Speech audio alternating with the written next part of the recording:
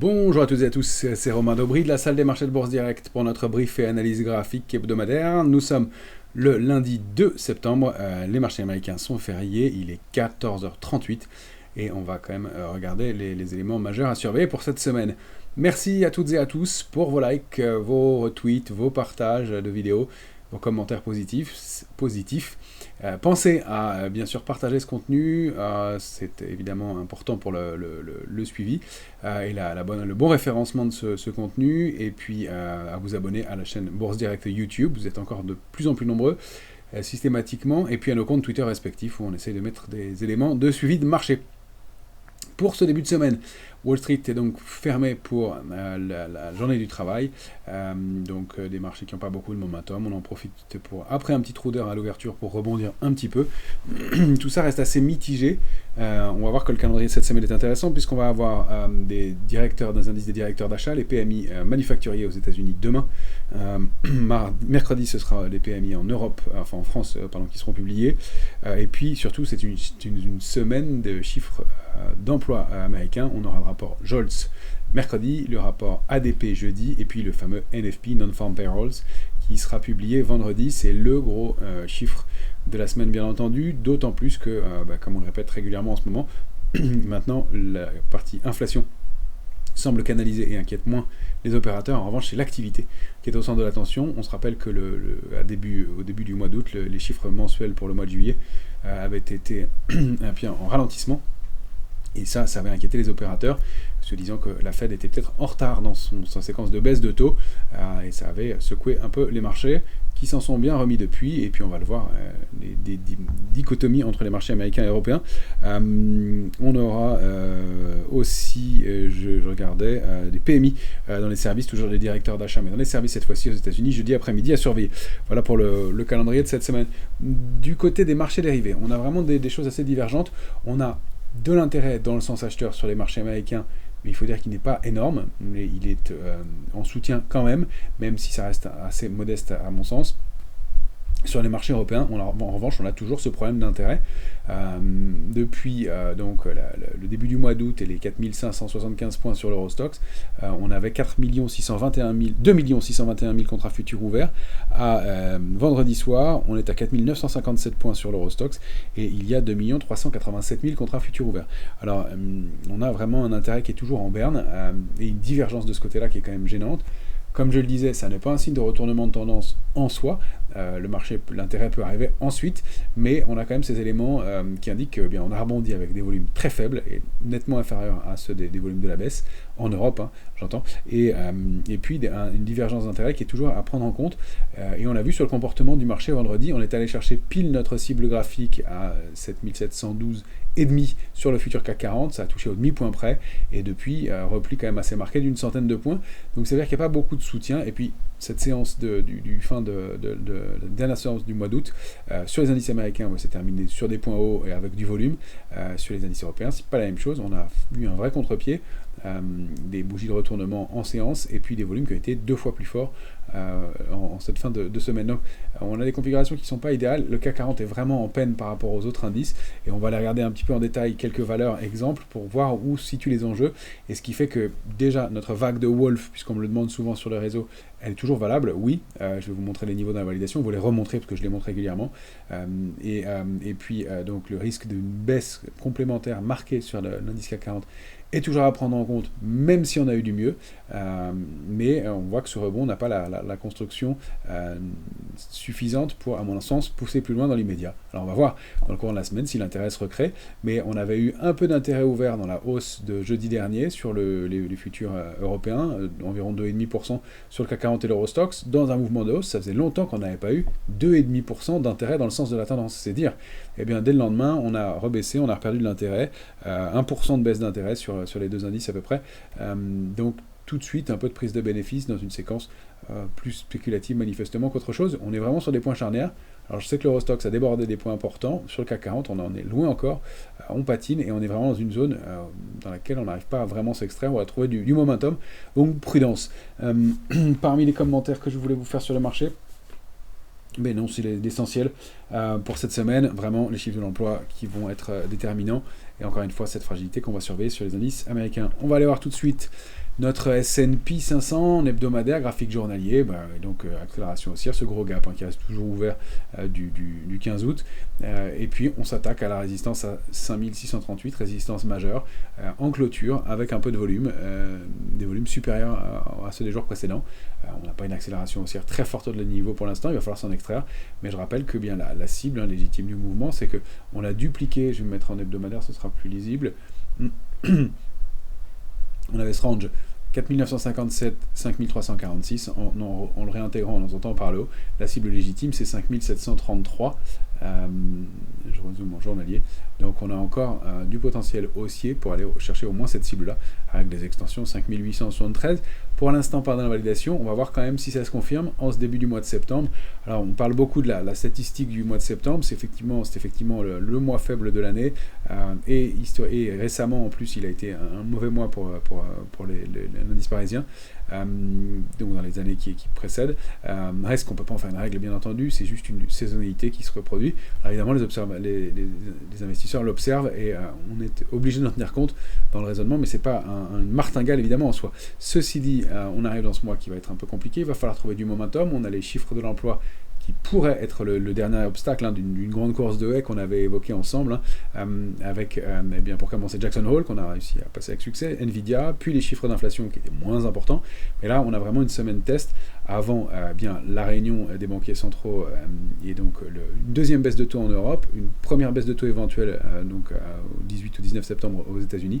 Reste à savoir à quel rythme les taux vont être baissés aux États-Unis. Est-ce que c'est 3 fois un quart de point, ou est-ce que ça va être plus d'un coup, ou est-ce que les chiffres de l'emploi vont pousser à la Fed à agir plus vite. Pour l'instant, ça ne semble pas être le schéma, mais attention de ce côté-là, c'est là d'où pourrait venir le risque. Pour l'instant, on price globalement 100 points de base de baisse sur les marchés américains d'ici la fin de l'année. Donc une séquence avec une baisse de 0,5 points de base à venir donc avant la fin de l'année, puisqu'il n'y a plus que 3 réunions de la Fed avant la fin du mois de décembre. Donc voilà ce qu'on va regarder. Pour l'instant, on n'a pas d'invalidation, mais on arrive dans le dur après un rebond important. Et donc les extensions, vous les avez 5667, 707 et 733, puis avec des extensions possibles, pourquoi pas. Attention, si on repasse sous 5567 sur le S&P, en clôture, vous voyez que il y a des mèches en dessous, on pourrait mettre un peu plus bas notre niveau de support, mais pour l'avoir recherché les niveaux les plus marquants, c'est bien 5567 à préserver en clôture, sinon c'est probablement un 5005 en mire, et puis le comblement au moins de ce gap qui est dont le pied est situé à 5463,22. En dessous, ce serait pas un bon signal.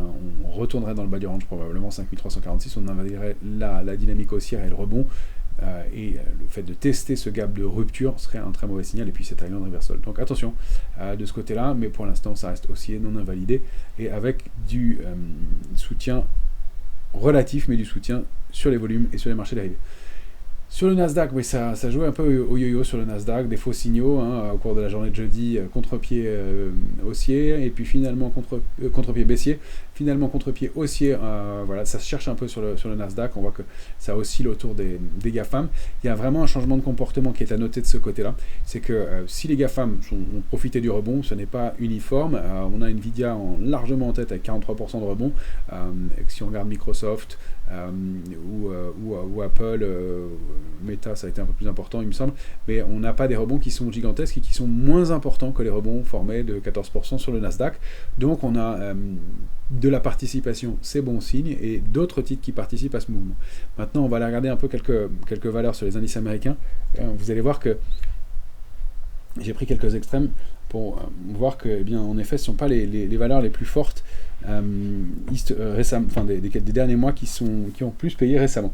Alors on a une volatilité, on peut y jeter un œil toujours, qui se détend. Attention, elle repasse en zone de complaisance en ce début de semaine.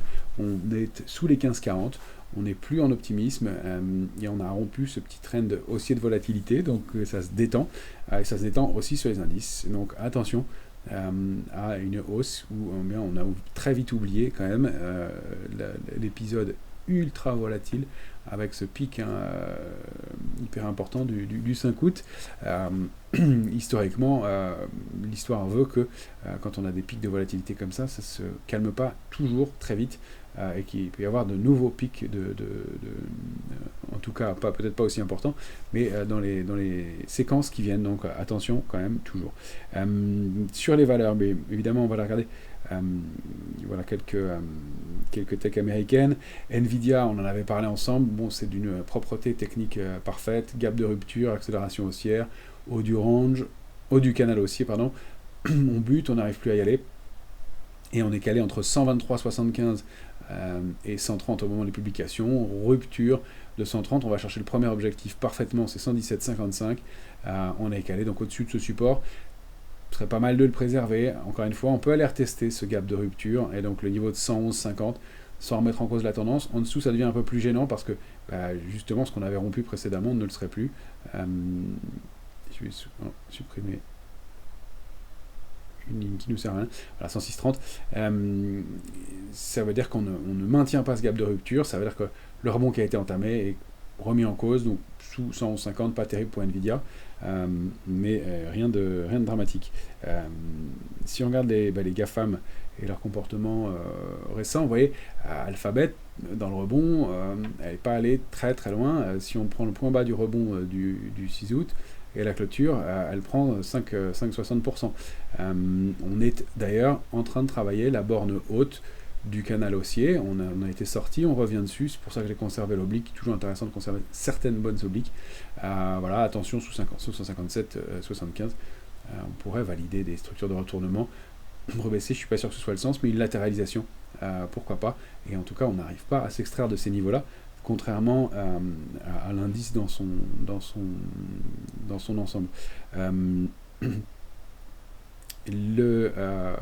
Là, c'est un graphique de Amazon. Amazon, pareil. Alors bon, j'ai des traits qui datent un peu maintenant, mais Amazon, elle oscille entre voilà, ce niveau majeur, 155,60. Elle a récupéré 176,80. Le rebond est un peu plus marqué. Il y a eu des volumes vendredi soir en plus, donc ça c'est plutôt pas mal. Là, le rebond est un peu plus significatif par rapport au point bas. On est quand même à 17%. Ça fait partie des titres les plus forts dans ce mouvement. Apple aussi, mais Apple, voilà, on voit ce mouvement qui s'arrondit, et puis des bougies d'hésitation, des mèches importantes, des volumes qui sont plutôt, attention, vendredi en clôture à la baisse, et qui sont un peu plus marqués. On n'a pas de figure de retournement à proprement parler encore, mais attention à cette accélération haussière, cette étoile filante, et puis cette bougie rouge derrière, qui n'est pas en gap, mais qui montre un peu d'hésitation sur des tops historiques ou non loin. Donc prudence quand même sur le titre Apple, dans lequel on ne voit pas autant de momentum qu'on en avait, d'autant plus que eh bien, on l'attend beaucoup avec son nouveau smartphone et toute l'intégration de l'IA à l'intérieur justement et des applications concrètes de ce côté-là. Donc à surveiller. Meta, bon, ça avait bien rebondi, mais on voit toutes ces bougies d'indécision. Hein, pareil, c'est ce qu'on appelle des mouvements en haute vague, hein, des bougies comme ça avec des petites mèches, des grandes mèches et des petits corps. Relativement petites, voilà, on hésite, on bute contre des niveaux de résistance. On a eu pareil, voilà, pas beaucoup de volume, des mouvements un peu en stand-by, pas beaucoup de momentum sur le titre. Microsoft, voilà, elle n'a pas été rechercher ses tops non plus, loin de là. Elle a rebondi la clôture de vendredi de 8%. Vous voyez, c'est la moitié presque de ce qu'a fait le Nasdaq. On avait bien une structure de retournement, on a dû aller pas loin d'aller chercher la cible. Pour l'instant, stand-by entre 398 et 428 pour achète large. On est vraiment pile au milieu. Un peu plus de volume en soutien vendredi soir, donc c'est à surveiller. Et j'avais regardé Nvidia. Je voulais vous montrer Tesla. Bon, Tesla, voilà, c'est beaucoup de spéculation sur les titres. Elle est loin d'être dans le trend des autres. Pour l'instant, plus des niveaux techniques à surveiller qu'autre chose. On est calé au-delà de 206,60, on a 233,40 en mire. Il va falloir beaucoup de momentum pour déborder ce 233 et 264,60 et réactiver éventuellement une dynamique haussière. On n'a pas d'éléments dans ce sens-là pour l'instant du tout, des volumes qui sont en berne. Pas beaucoup de commentaires à regarder, à mon sens, sur le titre à court terme et des volumes qui sont très maigres, donc prudence. Sur Tesla, je voulais vous montrer montrer aussi, voilà, parmi ces valeurs-là, des valeurs complètement différentes, des valeurs comme Nextera. Nextera, c'est la grosse entreprise d'énergie renouvelable aux États-Unis. Nextera, elle rebondit, elle se rapproche de ses plus hauts. Elle a un parcours haussier qui est non infirmé depuis le mois d'octobre dernier, et ça fait partie des valeurs fortes aux États-Unis pour l'instant, même si le mouvement n'est pas extrême, mais au moins il y a du soutien, et ça c'est important. Et puis du côté aussi que j'ai repéré assez tardivement, mais une accélération haussière sur Walmart qui est sur ses plus hauts. Vous voyez, ce ne sont pas les mêmes secteurs qui payent, et là il y a du soutien, et là il y a du momentum. Donc voilà, des éléments de réflexion pour dire que si les marchés européens sont un peu plus difficiles, pour ce qui est des États-Unis, on a du soutien et des valeurs qui viennent en relais. C'est pas toujours le cas à Paris. Alors à Paris, on va regarder nos indices européens déjà, et on va commencer par l'Eurostoxx. L'Eurostoxx 50, voilà, il est là, il a bien débordé, très franchement, 4915, en clôture hebdomadaire, avec des volumes qui ne sont pas énormes, mais on a eu un peu de marché, c'est légèrement étoffé de ce côté-là. En revanche, c'est du côté des marchés dérivés, je vous disais 4575, donc à partir d'ici, du 5 août, on est en hebdomadaire, je vais le mettre en journalier, on avait 2 621 000 contrats futurs. À ce niveau-là, on arrive ici avec 2 387 000 contrats. Il n'y a vraiment pas beaucoup de support. Et puis, phénomène intéressant, donc dans la journée de jeudi, on paye et on monte significativement parce qu'on prend plus d'1%, et on termine au plus haut. Et on a du soutien, 2,5% de soutien acheteur du côté de la position verte, donc on se dit que c'est bon. Et regardez le lendemain, vendredi, cette bougie, cette étoile filante, donc pas encore une étoile du soir, mais qui donne des doutes et avec des volumes. Alors il y a les arbitrages de fin de mois à surveiller, mais du côté des marchés dérivés, on repère 1% d'intérêt, alors qu'on était en train d'essayer d'en créer. Donc tant qu'on était au-delà de 4915, le marché l'a bien identifié ce niveau, on a buté dessus contre ce niveau, au moins 3 séances en touchant et une quatrième sans y parvenir. On le déborde à l'ouverture, on accélère, pour l'instant on le préserve, voilà, et puis on a la ligne de coup de cette figure de poursuite haussière, donc cette zone elle est intéressante, le marché l'a même observé ce matin, donc entre 4915 et 4923, sont vraiment les premiers niveaux d'alerte. Ensuite 4880 et les autres vous les connaissez, on les a testés récemment, les alertes de moyen terme elles sont plus lointaines. Si en revanche on arrive à se réinstaller au-delà de 4966, 983 surtout, bien là on va pouvoir aller chercher le haut du range, le haut du canal baissier, 5051, puis cette zone 5051, 5096, pour aller, pourquoi pas, réactiver une dynamique haussière. Pour l'instant, il n'y a pas d'invalidation. En revanche, quand on regarde du côté des valeurs, alors on a effectivement de très beaux parcours, on avait signalé comme secteur fort l'assurance, évidemment AXA, emblématique, est en train de déborder des niveaux de résistance, elle forme un nouveau plus haut historique en séance aujourd'hui, le parcours reste affirmé, c'est le secteur dont veulent les opérateurs. Alors rentrer maintenant sur le secteur, ça paraît compliqué, on a des niveaux de DX et de surachat qui indiquent qu'il devient délicat de payer. Maintenant, si on veut continuer à accompagner le trend sans problème, le range 3060, 3404 a été débordé, donc on peut le dupliquer par le haut et chercher des cibles aux alentours de 38 et mettre un stop bien sous cette zone d'intérêt autour de 33, 47, 33, 50 qui peuvent être à préserver. Donc ça fait partie des titres qui se portent bien. Accor aussi, qu'on avait largement commenté ensemble. Accor, donc était sorti de cette grande congestion 20-60, 33-58, accélération, retour dessus, on l'avait payé là.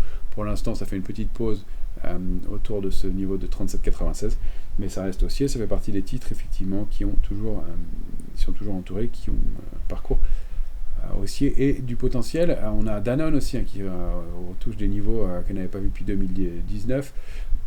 Elle passe 61-62 discrètement, elle y va doucement, mais les volumes sont un peu plus forts. Ça reste un parcours haussier, un trend haussier, avec les extensions que vous avez ici, 64,04, 66,10 comme gros niveau de résistance pour le titre. On a par ailleurs Sanofi qui était une des valeurs fortes et qui est intéressante. On avait proposé ce canal haussier sur le titre, elle est allée tester quasiment parfaitement la borne haute du canal en gap aujourd'hui, un peu d'hésitation depuis, c'est un canal qui fonctionne extrêmement bien depuis 2020, qu'elle avait tenté de déborder en 2022, réintégrer franchement, contre lequel elle avait buté en octobre dernier, octobre 2023. Et puis on a cherché à bord de base, le signal était bien celui d'un achat. Est-ce qu'elle va avoir le momentum pour poursuivre à la hausse? Pour l'instant, encore une fois, les volumes sont un peu maigres, et puis on a eu des volumes un peu plus lourds dans cette bougie d'hésitation vendredi, même si on est déjà au-dessus aujourd'hui, mais encore une fois dans des volumes qui sont assez maigres. Donc ça fait partie des titres qui sont plutôt bien orientés, bien configurés, mais si on va en voir certains autres, vous voyez des titres comme Airbus, c'est un peu notre benchmark du CAC 40 en ce moment. On a cette structure de retournement qui s'était mise en place avec la ligne de coût ici. Accélération baissière, on n'est pas allé chercher tout à fait la cible à 113,20, même pas du tout, puisqu'on s'est arrêté à 128,34. On rebondit et on va retester ce niveau de 142 qui est vraiment le niveau clé. D'ailleurs, je devrais le mettre en l'encadrer et l'indiquer comme majeur parce que ça va vraiment être autour de là que ça se joue. Si on arrive à le déborder en clôture, et on voit un peu de rejet ce matin contre ce niveau-là. Voilà, enfin pas ce matin, ça a commencé à partir de mercredi, mais elle n'a pas participé au rebond de jeudi, et puis en revanche elle a bien subi la baisse de vendredi. Alors dans les volumes qui sont toujours pas gigantesques, mais un peu plus lourds dans la baisse, et donc on est dans un range 128,34, 142, donc il n'y a pas de drame encore, mais si on repasse sous ces... Alors déjà sous 135,10 ce serait vraiment pas un bon signal parce que tout ce qu'on a essayé de construire serait invalidé, et si on repasse donc sous 133,64 c'est 128,34 et des gros risques d'accélérer et d'aller chercher 120,10, 113,20 pourquoi pas, donc de réactiver la dynamique haussière sur l'indice parisien. Vous voyez, donc ça fait partie des titres qui n'ont pas de momentum en ce moment, et ça me semble un peu dangereux. On peut commenter aussi un petit peu l'épisode Pernod Ricard. Bon, ça c'était une vieille vague de Wolf que je vous avais montré à l'époque, elle avait bien fonctionné. Pernod est ici, pardon, les éléments pas indispensables. Que ce soit bien lisible. Pernod est ici, elle était inscrite au sein d'un biseau, on va l'enlever pour l'instant, c'est pas idéal. Voilà, on a ce canal baissier, et bien, qu'est-ce qu'elle a fait jeudi au moment de l'annonce de sa publication, qui était pas bonne, mais qui avait bénéficié aussi d'un effet d'annonce, c'est que bien il n'y aurait pas de sanctions et de quotas pour la Chine, et donc l'accélération haussière s'est faite, sauf que on a pris 10% en séance avant de se replier et de ne prendre plus que 2% à la clôture, face aussi à une invalidation de cette nouvelle, et au fait que finalement elle serait peut-être soumise à ces fameux quotas, et notamment le cognac. Donc évidemment le marché n'a pas aimé et a consolidé. Je vous rappelle qu'on avait détecté une cible de long terme, enfin une structure de retournement de long terme sur Pernod, qui est ici, avec donc ce premier sommet. Je vais décaler, voilà, ce premier sommet. On va le faire à partir d'ici. Donc, et cette zone de congestion entre 156,80 et 200, et la duplication de ce range vers le bas nous permettait de donner une cible qui se situe entre 113,50 et 116,50. Et pour l'instant, on reste dans le canal baissier. On est allé chercher parfaitement 141,07, un niveau qu'on avait indiqué comme étant un niveau de possible réactivation haussière, plus haut 141,10. Alors autant dire que c'est encore une fois du millimètre, ça veut dire que ça reste très technique, très précis comme marché, mais il n'y a pas de momentum, il n'y a pas de grosses mains qui vont entraîner les mouvements et qui vont faire qu'on fait, je sais pas, 141,20 ou 141,30, on s'arrête pile sur les points techniques. Le support c'est 123,70, donc on est vraiment dans cette zone 123,70, 130,80. Si on repasse 130,80, on est peut-être en train de construire quelque chose, et il y a peut-être le momentum qui va se recréer, avoir une figure un peu plus solide, mais encore une fois, à ce stade-là, on n'a pas grand-chose, beaucoup de spéculation, beaucoup d'algorithmes, avec des petits mouvements très propres, mais on n'a pas le relais pour poursuivre, et cette grosse mèche de la publication de jeudi dernier n'est pas un bon signal à mon sens sur le titre pour l'instant.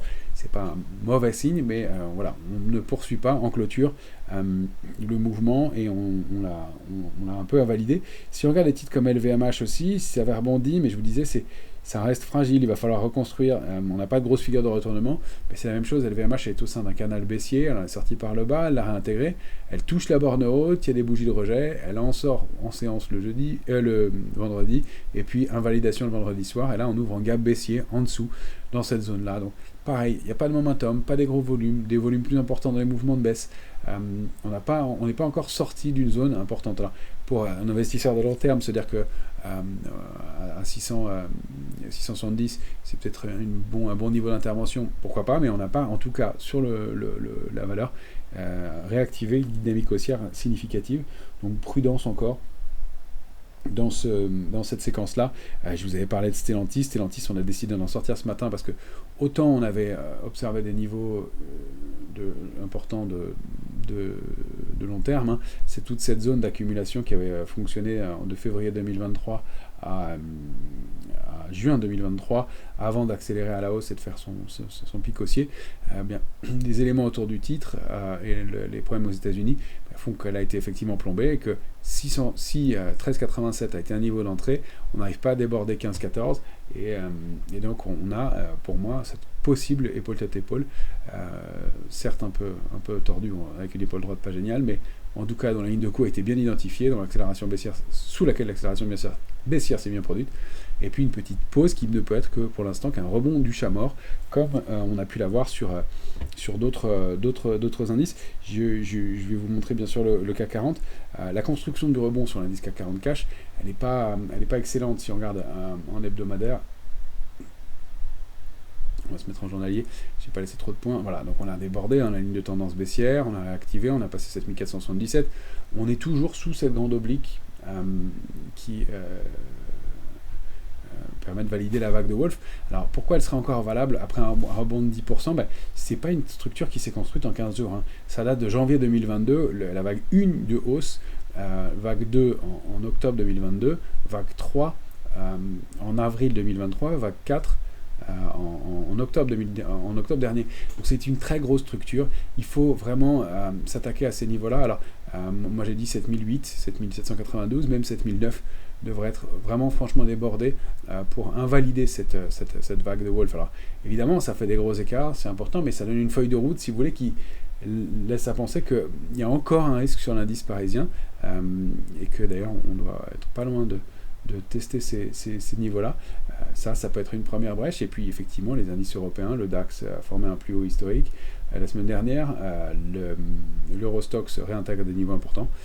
Et nous, regardez, voilà, j'ai tracé l'oblique et elle est parfaite. On est allé chercher au point près vendredi ce niveau-là avant de replier.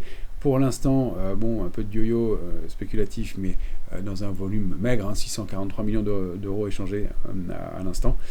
Il est 15h05. On n'a vraiment pas des grosses séances toujours, et en revanche on a eu vendredi, au cours de la dernière séance, un volume de 4 milliards contre des séances à 2 milliards autour, donc 2 fois plus de volume dans cette séance-là et ce contre-pied. Donc là, les acheteurs avaient la main, là c'est en balance et on va voir comment ça clôture, mais encore une fois, pour moi, tant qu'on n'a pas passé cette zone 7008, 7009, franchement, sur plusieurs clôtures, la vague de Wolf reste possible, et, même si... on a beaucoup rebondi. Encore une fois, c'est ce qu'on peut appeler un rebond du chat mort. Si vous regardez la structure, je vais vous ajouter les volumes parce que je pense qu'il n'y a rien de plus simple que de le voir pour bien le comprendre, même si beaucoup d'entre vous l'ont probablement fait. Si on regarde les volumes dans la hausse et ceux dans le mouvement de baisse, on voit qu'il n'y a rien ici. On a eu des volumes beaucoup plus lourds dans le mouvement de baisse et dans le mouvement de rebond. On est toujours sous cette médiane à 2,5 milliards largement. Et donc cette hausse, elle se fait avec pas grand chose. Et regardez, on fait le double dans la dernière séance. Donc attention à ces divergences-là. On peut tout à fait rebondir, et même beaucoup, en étant que dans une séquence de ce qu'on appelle rebond du chat mort. Donc beaucoup de choses à confirmer avant de réactiver la dynamique. Encore une fois, l'intérêt peut revenir sur les indices, sur les futurs, j'en parle même pas, regardez les volumes qu'on a dans ce rebond, c'est adémique. Il n'y a vraiment rien du tout. On va enlever le volume et regarder notre graphique du futur CAC en 14 heures. Voilà où on en est et voilà sur quoi ça tourne. Donc j'ai toujours laissé l'oblique baissière qu'on a franchi, sous laquelle on évolue depuis le mois de mai et qu'on a franchi finalement mi-août, le 19 août. Le petit trend haussier, la petite ligne de tendance haussière qu'on a testée aujourd'hui, ce matin, en journalier, et avant de rebondir un petit peu. Et puis, donc, ce range, ce niveau de neutralisation, pour moi, qui est entre 7556 et 7712, qui est le niveau sous lequel on a patienté après l'annonce de la dissolution, avant d'aller accélérer à la baisse sur le fond des tensions qu'on a connues tout au long de l'été, carry trade, emploi américain, etc.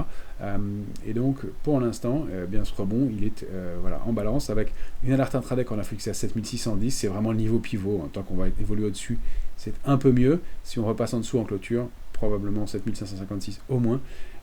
J'ai mis l'alerte de court terme sous 7520 pour laisser un petit peu de place à des extensions en intraday. Ça, ce serait pas gênant qu'on ait testé ces niveaux-là. Mais si on repasse, avant de rompre l'alerte de court terme, je veux dire, si on peut aller tester ces niveaux-là, et bien ensuite latéraliser, pourquoi pas, au-delà de 7556, pour trouver le momentum pour réaccélérer et déborder 7797. Pour moi, on est juste dans une configuration de neutralisation de la baisse ici. On n'est pas en hausse. Il faudrait repasser 7797 futur pour déborder cette zone-là et considérer que bien, on sort de notre séquence baissière. Donc vous voyez, 7008, 7009 sont vraiment des zones clés pour réactiver la tendance haussière, invalider la vague de Wolf. Donc on pourrait même encore monter un petit peu, qu'on ne serait pas à l'abri de ce scénario, même si, je vois qu'il manque un erreur à trading, même si effectivement le risque s'éloigne au fur et à mesure qu'on remonte, mais encore une fois, très très peu d'opérateurs pour alimenter cette séquence haussière, donc même si elle a été longue, prudence quand même.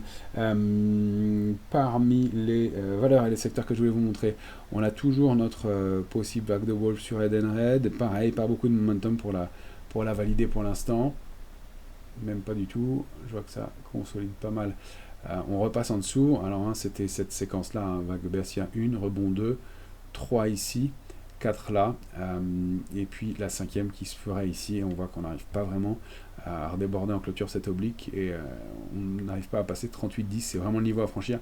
Si on clôture sous l'oblique ce soir, probablement on abandonnera cette stratégie un peu dynamique, et avec un momentum qui n'est pas énorme, même si les volumes aujourd'hui sont vraiment très maigres, donc séance à prendre en considération. Donc voilà pour l'update du côté d'Edenred. Qu'est-ce que je voulais vous montrer sur les valeurs? Oui, non, c'était plutôt les secteurs, parce que, encore une fois, les valeurs, on a fait un tour ensemble. Je vous ai montré que celles qui me semblaient les plus représentatives de la séquence actuelle. Le secteur technologique des TNO, mnémonique TNO, des valeurs technologiques européennes, semblait vouloir surperformer jeudi, et puis on voit que c'était un peu en demi-teinte. On n'arrive pas à déborder la ligne de coup d'une structure de retournement possible, un peu penché soit, mais qui pourrait faire une épaule, tête, épaule inversée, avec du potentiel pour aller chercher 108-14. Cet ETF pour l'instant, il n'a pas permis et confirmé son accélération haussière, donc attention. On a le secteur des télécoms qui a confirmé sa sortie, la sortie du range en mensuel. Là cette fois-ci c'est le cas, et très nettement on dépasse 37,58, on continue à payer aujourd'hui, le secteur surperforme clairement, donc ça fait partie des arbitrages à faire et qu'on pourrait conserver pour aller chercher un potentiel aussi significatif, jusqu'à 51,76 alors qu'on vaut 38,73 à l'instant, invalidation sous 35,92, ça fait un ratio risque-rendement qui est intéressant. Si on s'attend à une petite consolidation du marché, peut-être un petit throwback à exploiter pour mieux rentrer, puisqu'on a déjà pas mal sorti. Mais voilà, c'est toujours le dilemme. Est-ce qu'on rentre trop tôt, est-ce que c'est validé, ou est-ce qu'on attend le throwback et on risque de pas forcément l'avoir. Donc à surveiller. Et puis un ETF que je vais vous proposer aujourd'hui, qui peut être pareil, un vecteur d'investissement, c'est l'ETF eBuy, EBUY, qui est un Amundi économie digitale qui permet, à mon sens, de façon intéressante, de payer le secteur des énergies, enfin de l'intelligence artificielle, enfin de l'économie digitale, donc de façon concrète, de ne pas être concentré uniquement, qui est un peu la même configuration que le secteur techno-TNO, donc épaule, tête, épaule. Là, le mouvement a l'air de se faire un peu plus franchement, on a eu quelques volumes, c'est pas gigantesque, mais pareil, il y a un peu d'intérêt sur ce secteur-là, et il me semble intéressant parce que ça permet de traiter quelques valeurs comme Adobe ou encore Palo Alto dans la sécurité, et donc de diversifier son activité, son investissement, je veux dire, et de toucher le secteur, de toucher concrètement et dans des applications concrètes l'intelligence artificielle et tout ce qui va autour, et donc de limiter, pondérer son risque avec ce volant de valeur qui peut être pas mal. Attention, parmi les valeurs qui le composent, il y a Broadcom qui va publier jeudi prochain, donc à surveiller et être avec un peu de prudence quand même, parce que rien n'est bien établi et que on a construit gentiment ce début ce mois d'août, mais que c'est le mois de septembre qui commence et encore une fois avec des éléments à surveiller. Voilà les éléments que je voulais vous donner pour ce début de semaine. Un intérêt en berne, prudence, vous l'avez compris, sur un indice comme le CAC 40 qui pour l'instant à mon sens est encore vulnérable malgré son rebond. Des chiffres de l'emploi, ce sera l'essentiel à surveiller. Merci à toutes et à tous. Pensez encore une fois à liker, à partager ce contenu si vous le voulez bien, s'il vous a intéressé. Ça permet de le valoriser et de mieux le référencer. Excellente semaine à toutes et à tous.